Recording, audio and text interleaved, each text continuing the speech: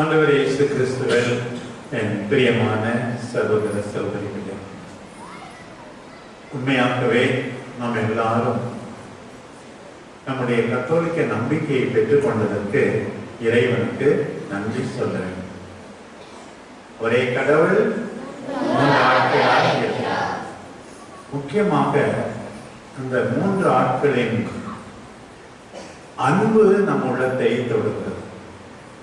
தந்தை கடவுள், படைத்தவர், பராமரிப்பவர், அன்பே உருவானவர். அந்த தந்தையினுடைய அன்பு மகனிலே வெளிப்படுகிறது. அந்த தந்தையினுடைய அன்பு மகனிலே வெளிப்படுகிறது. கிறிஸ்துமஸ் விழாவை கொண்டாடினோம். ஆண்டவர் எதற்காக ஏழையாக பிறந்தார்? நம் மீது கொண்ட அன்பினால் பிறந்தார். அன்பினால் பிறந்தார். ஆண்டவர் 30 ஆண்டு காலம் கீழ்ப்படிந்து நடந்தார். பெற்றோர் நம் மீது கொண்ட அன்பினால் 3 ஆண்டு காலம் பகிரங்கமாக நோயாளிகளை குணப்படுத்தினார், பேய்களை ஓட்டினார், நற்செய்தி அறிவித்தார், சென்ற இடமெல்லாம் நன்மையை செய்து கொண்டு சென்றார். எதற்காக? நம் மீது கொண்ட அன்பினால். எல்லாம் அன்புதான். ஆண்டவர் நமக்காக பாடுபட்டு மரித்தார் சிலுவையில், நம் மீது கொண்ட அன்பினால். வெற்றி வீரராய் உயிர்த்தெழுந்தார், நம் மீது கொண்ட அன்பினார். 3ஆம் நாளாகிய தூய ஆவியை ஆண்டவர் நமக்கு வாக்களித்தார். அந்த தூய ஆவியானவர் இறங்கி வந்தார். ஏற்கனவே திருமுழுக்கிலே நீங்கள் அந்த தூய ஆவியை பெற்றுக் கொண்டீர்கள். இப்போது முழுமையாக அந்த ஆவியின் வரங்களை பெற்றுக் கொள்ளப் போகிறீர்கள். தூய ஆவி உறுதியூட்டும் ஆவி, நம்பிக்கை ஊட்டும் ஆவி, தைரியம் அளிக்கின்ற ஆவி, ஞானம் அளிக்கின்ற ஆவி. உங்களுக்கு தெரியும், தூய ஆவியானவரின் 7 வரங்கள் அந்த காலத்துல எங்களுக்கு சொல்லி கொடுத்தா ஞானம்,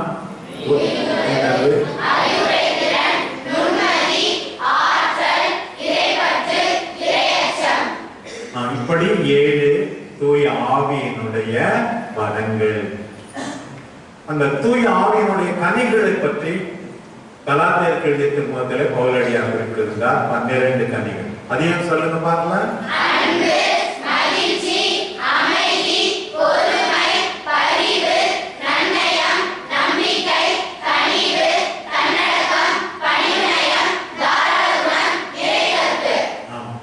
இப்போ நீங்க எல்லாம் திரும்பி எல்லாரும் கை தட்டி பார்க்கலாம். நம்ம பிள்ளைங்களுக்கு செந்தாரப்பட்டி பிள்ளைகள் என்ன சொக்கா சொக்கா அப்படின்லாம் சொல்லணும். நம்ம இல்ல எந்த விதத்திலையும் குறைந்தவர்கள் கிடையாது. நல்லா அவர்கள் வளர வேண்டும். ஒண்ணு, இந்த 7 வரங்களும் 12 கனிகளும் பேய்க்கு கூட தெரியுமா தெரியாதா? தெரியும். பேய்க்கும் எல்லாம் தெரியும். ஆனா அது பேய் அதை வாழாது. நம்ம என்ன செய்யணும்? வாழ்ந்து காட்டணும். அதுதான் ரொம்ப முக்கியம். இப்ப சொன்னீங்க முக்கியமா ஒற்றுமை. இப்ப நம்ம ஊர்ல எல்லாம் சண்டை போட்டுட்டே இருந்தாக்க உண்மையா தூய ஆவியை பெற்றுக் கொண்டார்களா? அன்னைக்கு தூய ஆவி இறங்கி வந்த உடனே ஒரு மொழியில பேசினாங்க. 16 ஊர்ல இருந்து வந்தவங்க 16 மொழியில புரிஞ்சுக்கிட்டாங்க. இன்னைக்கு அப்பா பேசுறது மகனுக்கு விளங்கல. அப்பாவுக்கு எதிராக சண்டை, மகனுக்கு எதிராக சண்டை. நீ எல்லாம் கிறிஸ்தவன் சொல்லணுமா? ஆண்டவர் என்ன சொல்றார்? தாராளமா விட்டு கொடுக்கணும்.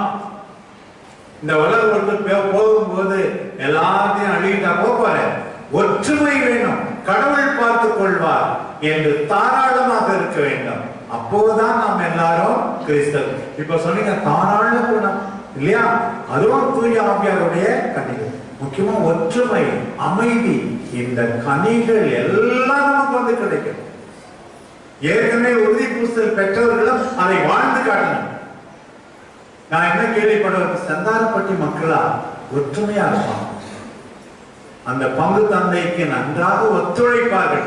அவர்களை போல ஒரு நல்ல ஊர் இருக்கவே முடியாது.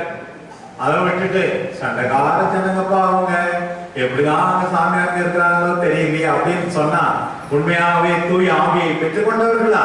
நிச்சயமா கிடையாது. செந்தாரப்பட்டியில் உள்ள குடும்பங்களா எத்தனை தியாக உணர்வு! ஒருவரை ஒருவர் ஏற்றுக்கொள்கிறார்கள்.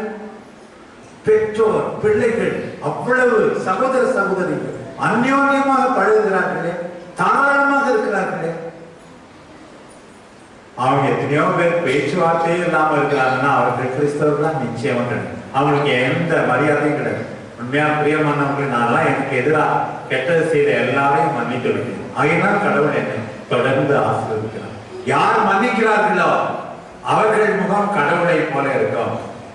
யார் தாராளமாக இருக்கிறார்களோ அவர்கள் மகிழ்ச்சியாக இருப்பார்கள். இன்னைக்கு நம்முடைய திருவிழாவினுடைய மிகப்பெரிய நோக்கமாக இருக்கணும். இவ்வளவு நாள் பேசாதவங்கெல்லாம் நான் பேசணும். முக்கியமா குடும்பத்தில் அண்ணன் தம்பி, பெற்றோர் பிள்ளைகள், மற்ற உறவுகள், நான் பேசுவேன், கடவுள் பார்த்துக்குவார் என்று எல்லாரும் நினைக்கணும். நீங்களும் அதே போல ஒற்றுமையை உருவாக்கணும். அதுதான் தூய ஆவியினுடைய முக்கியமான கொடை. எல்லா கொடைகளை பற்றியும் இன்னைக்கு பேசவும் நமக்கு நேரம் இல்லை.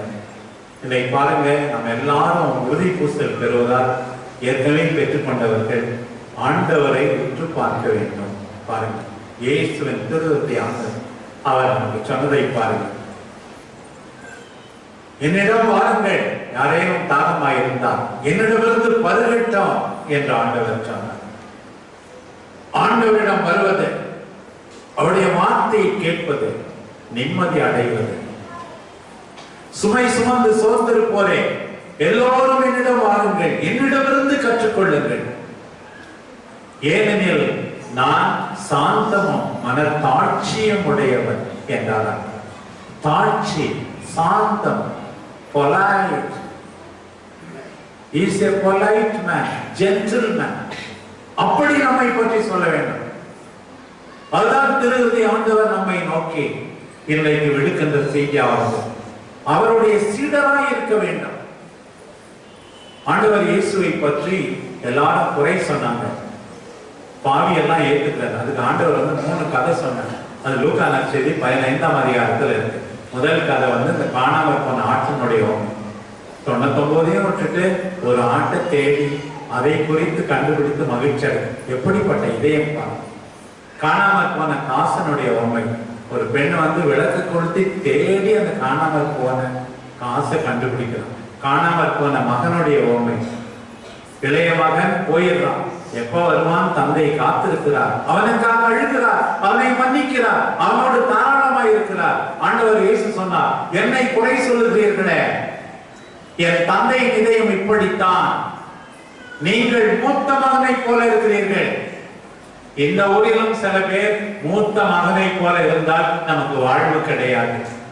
மூத்த மகன் மன்னிக்கவில்லை, மூத்த மகன் அழவில்லை தன்னுடைய தம்பிக்காக.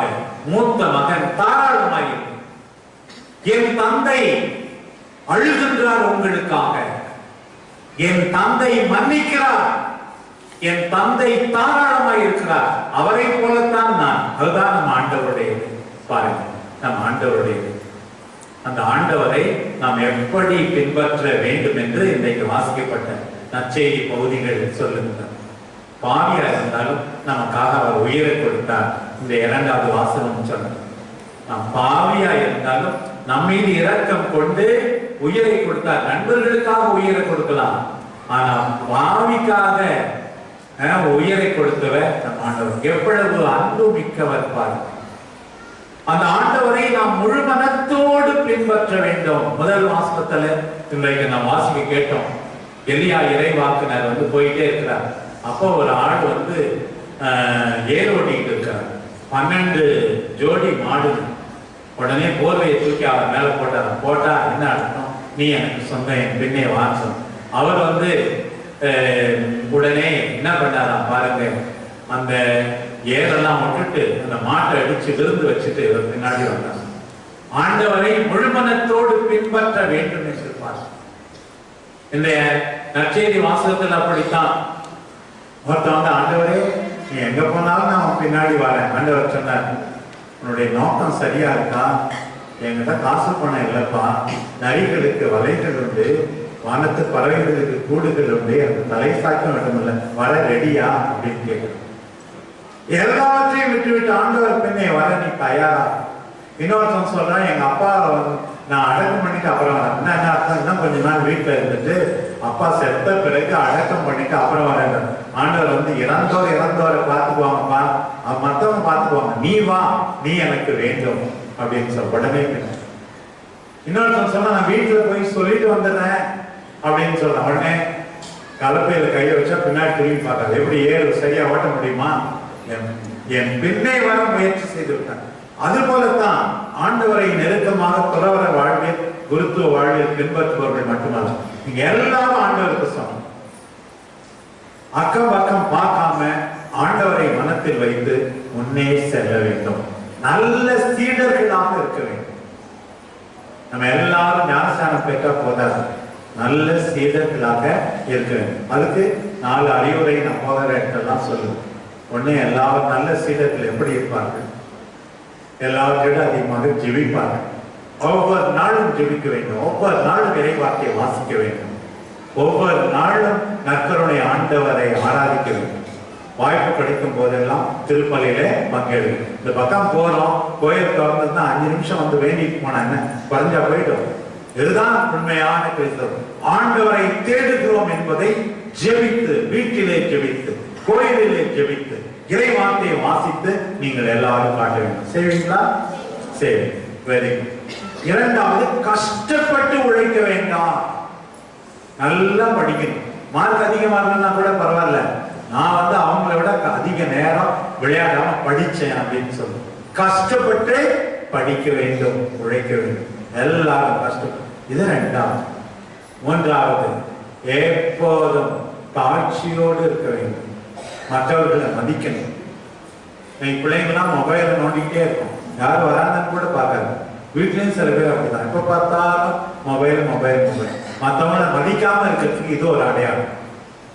மொபைலில் தங்களையே புதைத்துக் கொண்டு, டிவியில் தங்களையே புதைத்துக் கொண்டு உயிருள்ள மனிதர்களை பார்க்காமல் இருப்பவர்கள் எல்லாம் கடவுளுடைய பிள்ளைகள் கிடையாது. மொபைலை பயன்படுத்து, டிவியை பயன்படுத்து. நான் அதை விட அதிகமாக மனிதர்கள் மதிக்க நாம் தொடங்க வேண்டும். கடைசியா, இரக்க உணர்வு. நம் அன்பு ஆண்டவர் இரக்கம் உடையவர். இருதய ஆண்டவருடைய இதயத்தை நாம் பெற்று இரக்கம் உள்ளவர்களாக இருக்க வேண்டும். மற்றவங்க கஷ்டப்படும் போது நம்ம சும்மா இருக்கக்கூடாது. அம்மா வீடு அசிங்கமா கிடையாதுன்னு சொல்றாங்க, தொடக்கத்தை எடுத்து பெருக்கணும். கடைக்கு போய் வர சொல்றாங்க, உடனே அம்மா நான் உங்களுக்கு உதவி செய்யறதை விட வேற என்ன அப்படின்னு செய்யணும்.